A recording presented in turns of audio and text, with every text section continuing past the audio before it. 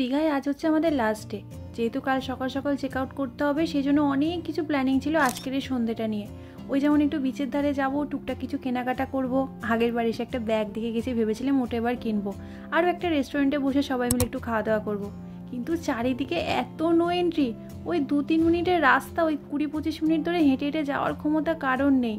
আর সকালবেলা তো দেখলেই জগন্নাথ মন্দির থেকে আসার সময় ভিজে একেবারে কাক ভেজা হয়েছে সবাই। আর হেঁটে হেঁটে মোটামুটি সবারই আমাদের ব্যাটারি ডাউন। তাই ঠিক করা হলো সব প্ল্যানিং প্লটিং ছাড়ো, হোটেলের কাছাকাছি আপাতত যে বিচটা খোলা আছে সেখানে বসে সন্ধ্যেটা কাটানো যাক। তোমরা তো জানোই কাছাকাছি যে বিচটা ছিল সেটা নো এন্ট্রি করে দিয়েছে। আর একটা মজার কথা শুনবে, আমি এতদিন ভাবছিলাম যে রথযাত্রার জন্য হয়তো এত নো এন্ট্রি, এত বেশি রেস্ট্রিকশান। আমি আজকে বেরিয়ে শুনি যে গতকাল আমাদের মুখ্যমন্ত্রী এখানে এসেছেন, তো সেই জন্য এই পুরো এরিয়াটা এতটা রেস্ট্রিক্টেড করে দিয়েছে। মাঝে আমার একটু সন্দেহ ছিল যে এত পুলিশ, এত নো এন্ট্রি, এত রেস্ট্রিকশান কেন। তারপরে মনে হলো যে হয়তো প্রথমবার রথযাত্রা হবে বলে মানুষের যাতে সেফটির জন্য এত কিছু করা। তারপরে শুনলাম যে ওই ব্যারিস্টার কলোনির কাছাকাছি হয়তো কোনো একটা হোটেলে আমাদের মাননীয় মুখ্যমন্ত্রী থাকবেন, তো সেই জন্যই পুরো এরিয়াটাকে একেবারে নো এন্ট্রি করে দিয়েছে। তো সেই জন্যই ব্যারিস্টার কলোনি থেকে খানিকটা এগিয়ে একটা নতুন যে বালির আর কি বিচ টাইপের করেছে, যেখানে ওই স্নান টান সবাই করছে আর কি। আর একটা উঁচু জায়গাতে বেশ অনেকগুলো বসার জায়গাও করেছে। ভীষণ সুন্দর ওই জায়গাটা। ওই বিচটাতে যেতে যেতেই দেখি একটা খুব উঁচু জায়গা, যেখানে প্রচুর ঝাউ গাছ লাগানো রয়েছে। আর সমুদ্র মানেই তো একটু ঝাউ বাগানে যাওয়া, সেখানে একটু ছবি তোলা, ভিডিও করা।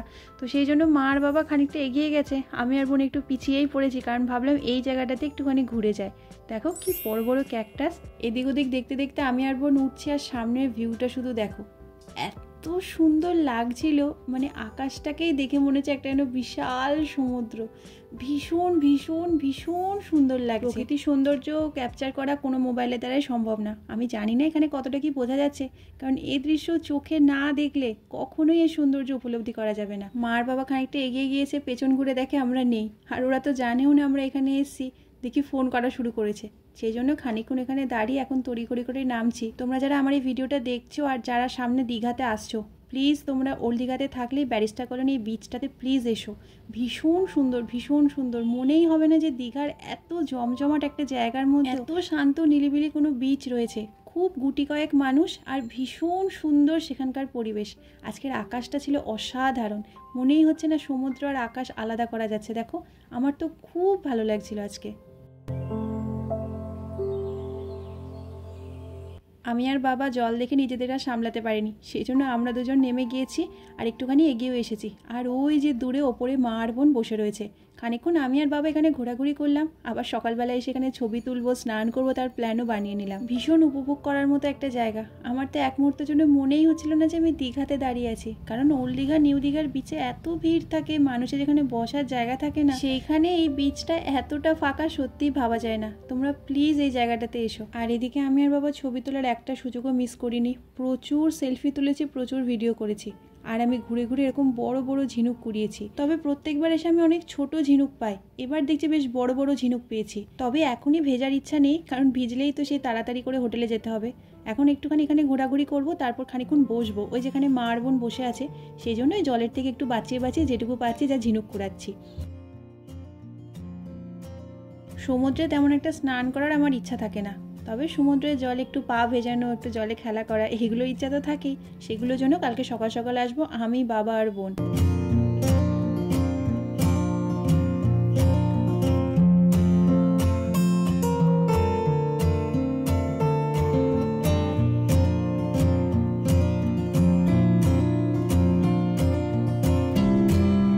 ঝিনুক কুড়াতে কুড়াতে এই একখানা জায়গা চোখে পড়লো। দেখো কাছ থেকে দেখতে তো খুবই সাধারণ মনে হচ্ছে যে কাঁকড়ার ঘর, কিন্তু দূর থেকে এত সুন্দর এই ডিজাইনগুলো লাগছে যে আমি আর তোমাদের বলে বোঝাতে পারবো না। আর পুচকে পুচকে এত কাঁকড়া, ওই দেখো একখানা পালাচ্ছে, দেখলেই পালিয়ে যাচ্ছে। এত ছোট ছোট কাঁকড়া আমি আগে যখন দেখি। ওদের বাসার আশেপাশে অনেকক্ষণ বসেছিলাম ওদের কয়েকটা ভিডিও করবো বলে, তবে ওই একটা ছাড়া কেউই ধরা দিল না আমার এই ক্যামেরাতে। ওই দিকটা দেখেছো কেমন মেঘ ঘুটে এসেছে।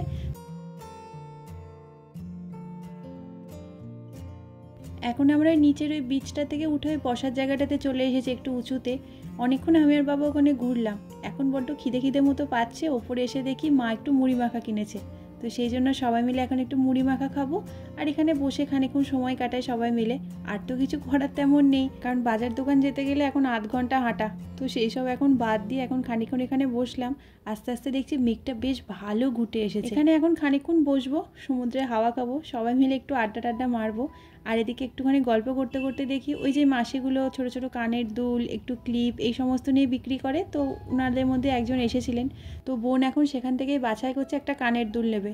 আমরা এর আগে যতবার দীঘাতে এসেছি প্রত্যেকবারই কিছু না কিছু এরকম জিনিসপত্র নিই। আর মোটামুটি যারা আমার ভিডিও দেখছো বা যারা দীঘাতে আসো, এইরকম 10 টাকার কানেরগুলো মোটামুটি সবার কাছেই রয়েছে, কারণ জিনিসগুলো প্রথমত তো ভীষণ অ্যাফোর্ডেবল হয় আর কাউকে গিফট করার জন্য বেশ ভালো হয়। আর আমরা যদি এনাদের কাছ থেকে জিনিস নিই তাহলে ওনাদেরও সংসারটা চলে, তো সেই জন্য ওনার কাছ থেকে একটা দুল নিলাম। আর এদিকে মাকে বলেছি, মা একটা ভিডিও করে দেবে আমাদের। মা এত প্রিপারেশন নিচ্ছে, মনে হচ্ছে যেন যুদ্ধক্ষেত্রে যাবে। এদিকে মা ভিডিও করতে করতে, আমি একটা পাপড়ি চাটের অর্ডার দিয়েছিলাম, ওই নিচেই একটা এই দাদাটা বসেছিল, খুব ভালো পাপড়ি চাট বানায়, তোমরা চাইলে এখান থেকে খেতে পারো। এই দিনের সন্ধ্যেটা এইভাবেই কেটেছে। তারপর হঠাৎ করে বৃষ্টি নেমে গেছে, আবার দৌড়াতে দৌড়াতে কাক ভেজা হয়ে ঢুকেছি হোটেলে। কাল তো সকাল সকাল চেক আউট, সেই জন্য ব্যাগপত্র মোটামুটি গোছগাছ হয়ে গেছে। বাইরে নেমেছে ঝুম বৃষ্টি, আর কাছাকাছি একটা রেস্টুরেন্ট থেকে রুটি আর তরকারি অর্ডার করেছিলাম, সেই সব কিছু খাওয়াও হয়ে গেছে। এখন একটু হাঁটাচলা করছি। তো এইভাবেই কাটলো আমাদের শেষ রাত্রিটা। আজ হচ্ছে আমাদের দীঘা থেকে বাড়ি যাওয়ার পালা, কিন্তু সকাল সকাল আমি, বাবা আর বোন বেরিয়েছি সমুদ্রে একটু স্নান করব বলে। বাবা আর বোন স্নান করবে, আমি ওই সমুদ্রের ধারে দাঁড়িয়ে থাকবো আর কি।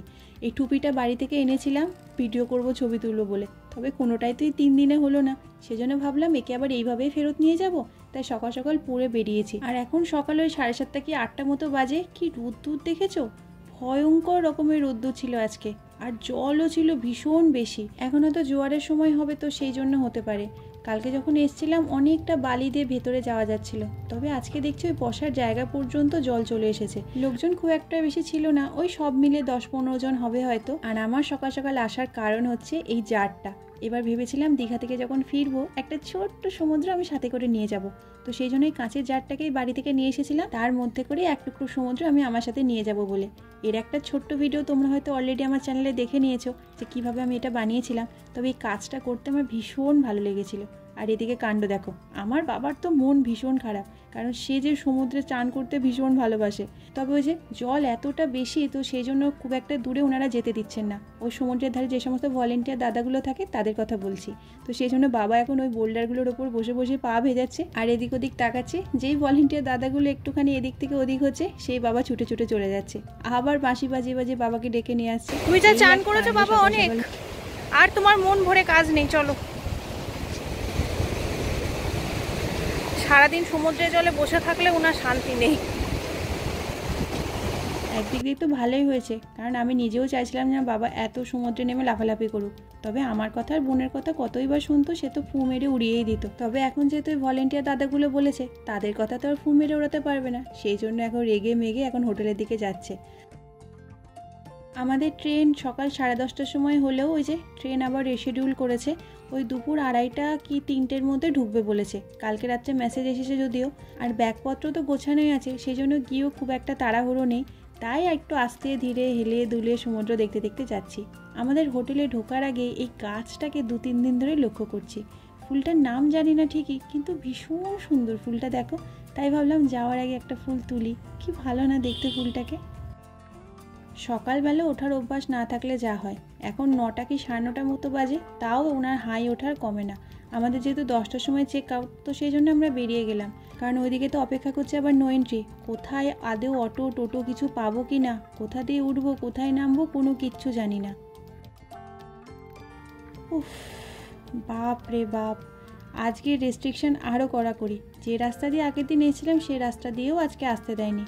মোটামুটি প্রায় 200 কি 250 টাকা ভাড়া দিয়ে একজন টুকটুকি কাকুকে প্রচুর রিকোয়েস্ট করে মোটামুটি স্টেশন থেকে প্রায় আধা কিলোমিটার আগে আমাদেরকে নামিয়ে দিয়েছে এই জঙ্গলের মধ্যে। এখান থেকে এখন ট্রলি ভারী ভারী ব্যাগ সমস্ত কিছু টানতে টানতে নিয়ে যেতে হবে স্টেশনে, আর তার মাঝখানে আবার পড়েছে এইরকম একখানা রাস্তা। ওই দেখো দূরে স্টেশন দেখা যাচ্ছে। বললাম না, এইবার ঘুরতে এসে যেন আমরা আরও বেশি ফ্রাস্ট্রেটেড হয়ে পড়েছি, মনে হচ্ছে কখন বাড়ি যাব কখন বাড়ি যাব। তার মধ্যে তো আরও টুইস্ট সামনে অপেক্ষা করছে।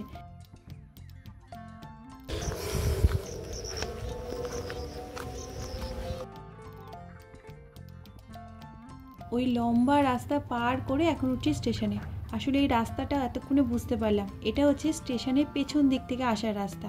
সাধারণত আমরা যখন দীঘাতে স্টেশনে ঢুকি তখন সামনের দিক থেকে আসি, এটা হচ্ছে পেছনের দিকের রাস্তা। মোটামুটি 11টার মধ্যে আমরা স্টেশনে চলে এসেছিলাম, কারণ বললাম আমাদের ট্রেন 2:30টায় ঢুকবে। এখন আমাদের মেন কাজ হলো একটা ভালো জায়গা খুঁজে বসার। আর তোমাদেরকে আগের দিন বলছিলাম না যে জগন্নাথ মন্দির হয়তো আজকে সকালে খুলবে, তো এটাও প্ল্যান আছে যে মন্দির খুললে গিয়ে একটুখানি প্রভুর দর্শন করে আসবো, যদি উনি চান তবে। দেখা যাক কি হয়। এদিকে স্টেশনে বসতে না বসতেই ঝমঝমিয়ে বৃষ্টি শুরু হয়েছে। ভাগ্যিস 5টা মিনিট আগে এসেছিলাম। এইবার আসি মেন গল্পে। আমরা তো জানতাম 2:30টার সময় ট্রেন ঢুকবে, সেই ট্রেন এসে পৌঁছালো এখন বাজে সন্ধ্যে 6:30। আমরা এখন লিটারালি ভয়ে আছি যে আমরা শিয়ালদা থেকে বাড়ি যাওয়ার লাস্ট ট্রেনটা পাবো কিনা। এর আগে ভগবানের কৃপায় কোনোদিনও এরকম ট্রেন লেটের অভিজ্ঞতা আমাদের হয়নি, তবে এইবার প্রথম যা অভিজ্ঞতা হলো আমরা কেউ স্বপ্নেও ভাবতে পারিনি।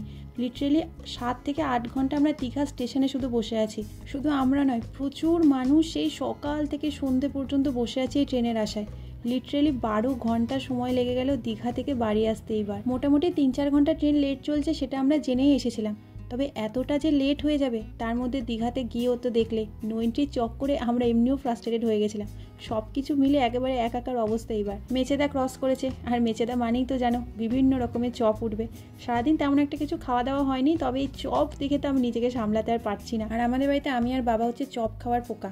আমি একখানা নিয়েছি মোচার চপ, আর বাবা একখানা নিয়েছে আলুর চপ। তবে চপ খাই, বাইরে দেখি, যাই করি না কেন মাথায় সে একটা জিনিস ঘুরেই যাচ্ছে, কারণ ট্রেন যে পরিমাণ লেট করেছে। আমাদের লাস্ট ট্রেন যদি আজকে আমরা না পাই শিয়ালদা থেকে, তাহলে মোটামুটি শিয়ালদাতে আজকে থেকে যেতে হবে। মিরাকেল যে সত্যিই পৃথিবীতে এক্সিস্ট করে, আজকে তার প্রথম সাক্ষাৎ প্রমাণ আমি পেলাম। আমি জানি না এটাকে মিরাকেল বলবো না কি বলবো, আমি জানি না, না ভগবানের কৃপা বলবো, আমি কিচ্ছু জানি না। হাওড়াতে আমাদের ট্রেন ঢুকলো তখন বাজে রাত্রি 11:30, আর আমাদের শিয়ালদা থেকে লাস্ট ট্রেন হচ্ছে 11:54। মানে এইটুকু সময়ের মধ্যে আমাদের হাওড়া থেকে শিয়ালদা এসে ট্রেন ধরতে হবে। এবার বলি মিরাকেল কেন বললাম, যেহেতু আসার সময় আমাদের টিকিট এসিতে ছিল, তো এসির কোচগুলো হাওড়া স্টেশনের সামনের দিকেই পড়েছিল। আর আমাদের সাথে যারা যাচ্ছিল তারা যখন শুনলেও যে আমরা এত দূর যাবো, তো ওরাও অনেকটা হেল্প করেছিল আমাদের আগে নামতে। আমি এদিকে ক্যাব বুক করতে করতে দৌড়াচ্ছি, আর দেখি বাবা বাইরে গিয়ে একটা গাড়ি ঠিকও করে ফেলেছে। আর ওই কাকু বলেওছে যে আমাদের 10 মিনিটে হাওড়া থেকে শিয়ালদা পৌঁছে দেবে, কারণ রাস্তাঘাট এখন ফাঁকাই আছে, ও আরামসে চলে যাওয়া যাবে। কিন্তু উনি যতই বলুক না কেন, আমাদের মনটা একটা প্যালপিটেশন হচ্ছে, কারণ লাস্ট ট্রেন না ধরলে শিয়ালদায় থেকে যেতে হবে। আমরা যখন শিয়ালদায় নামলাম তখন ট্রেন ছাড়তে ওই 5 মিনিট মতো বাকি আছে। আর শিয়ালদাতেও আমাদের যেখানে নামেছিল সেখান থেকে অনেকটা গিয়ে তারপরে স্টেশন। সেই মুহূর্তে আমরা 4 জন, স্পেশালি মা, যেভাবে দৌড়ে ট্রেনে উঠেছি, মানে সেই সিচুয়েশনটা আমার এখনও ভাবলে যেন ভেতরে কেমন কেমন হচ্ছে। তো যাই হোক বাবা, ট্রেনে উঠলাম, ট্রেনও ছাড়লো, আমরা আমাদের গন্তব্য স্টেশনেও পৌঁছে গেছি। এখন ওই রাত্রি 1:30 কি 1:45 বাজে। তবে এত রাত্রে যেহেতু যাতায়াত করার অভ্যাস নেই, আমি আশাই করিনি এত মানুষ, এত লোকজন স্টেশনে থাকবে। আমি তো ভেবেছিলাম এবার হয়তো হেঁটেই বাড়ি যেতে হবে, তবে বেরিয়ে দেখি প্রচুর টোটো অটো দাঁড়িয়ে আছে। তো চলো ধীরে সুস্থে বাড়ি যাই। ভিডিওটা অন করে রাখার মতো আর একটুও ক্ষমতা আমার নেই, তো ভিডিওটা আজকে এখানেই শেষ করছি। তার সাথে সাথে আমাদের এই দীঘার ট্রিপও এখানে শেষ। অনেক যুদ্ধ সংগ্রাম, ভালো মন্দ সব কিছু মিলে এবারে আমাদের ট্রিপটা ছিল। তবে যতটা না বেশি আনন্দ করেছি, তার থেকে যেন বেশি ক্লান্ত হয়ে বাড়ি ফিরছি। তো চলো সবাই এখন বাড়ি ফিরি। ভিডিওটা আমি এখানে শেষ করছি। যদি আমার এই ভিডিও তোমাদের ভালো লেগে থাকে, প্লিজ আমার চ্যানেলের সাথে থেকো। দেখা হচ্ছে খুব শিগগিরই পরের একটা ভিডিওতে। সবাই খুব ভালো থেকো, নিজের অনেক অনেক যত্ন নিও। টাটা।